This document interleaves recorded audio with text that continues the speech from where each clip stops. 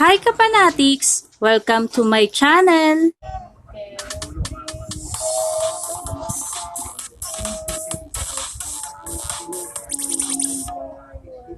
Buwelta ni Nadine Lustre sa pasaring sa kanya ng basher patungkol sa ginagawa ni Queen ngayon.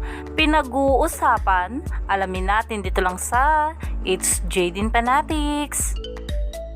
Dahil marami nga ang handang tumulong ngayon dahil nga sa typhoon ng Odette na marami nga ang nasalanta ng bagyo.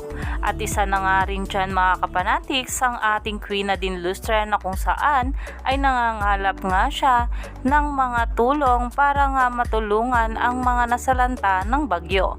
At iyan nga mga kapanatics ang post nga ng ating Queen Nadine Lustre sa kanyang social media account na kahit nga ganyan ang post ni Queen ay talaga namang meron pa ring nasasabi patungkol sa kanya ang mga bashers na kung saan nga itong ating Queen Nadine Lustre ay sobrang active nga ngayon sa kanyang Twitter account. At ayon nga sa kanya mga kapanatics ay I've been frantic all day. My cortisol level hasn't been this high in ages. I can't even think straight. Please, let's all help everyone affected by Typhoon Odette.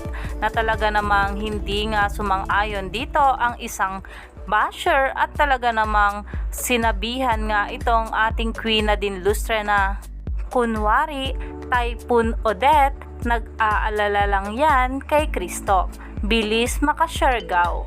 Na kung saan itong si Queen ay bumuelta nga ng of course I'm worried plus para kang tanga na umani nga ito ng maraming komento mula sa mga fans at netizens na kahit nga meron ngang sakuna ngayon ay nakukuha pa rin ngang mangbash ng mga basher ng ating Queen Nadine Lustre at talaga namang umaani pa ito ng maraming komento at pinag-uusapan na sa social media. Please subscribe to my YouTube channel at hit